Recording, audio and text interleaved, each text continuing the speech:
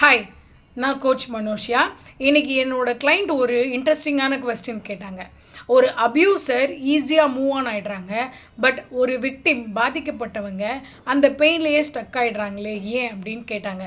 இது ஒரு டீப்பான கொஸ்டின் இல்லை, ஏன்னா என் லைஃப்லேயும் இந்த மாதிரி ஒரு பெயினில் நான் ரொம்ப வருஷம் ஸ்டக் ஆகிருந்தேன். நானும் இந்த மாதிரி ஒரு இன்சிடெண்ட்டை ஃபேஸ் பண்ணதுக்கப்புறம் என்னால் அதிலிருந்து வெளியில் வரவே முடியல.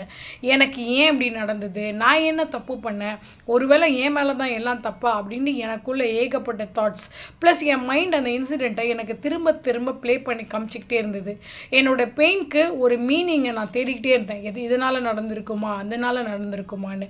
ஸோ ஒரு கட்டத்துக்கு அப்புறம் இந்த பெயின் நல்லா க்ரோ ஆகி என்னை கண்ட்ரோல் பண்ண ஆரம்பிச்சிருச்சு, ப்ளஸ் என்னோடய கேரக்டரையுமே சேஞ்ச் பண்ணிடுச்சு.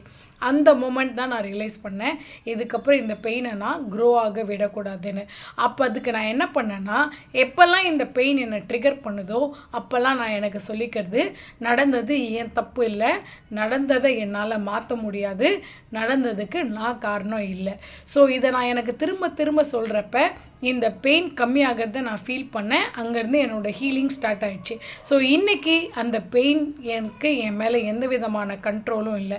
இதே மாதிரி ஒரு பெயினில் நீங்களும் ஸ்ட்ரக் ஆகிருக்கீங்கன்னா நீங்கள் பண்ண வேண்டிய ஒரே விஷயம், இந்த பெயினுக்கு நீங்கள் காரணம் இல்லைன்னு நீங்கள் ஏற்றுக்கிறது, அதுதான்.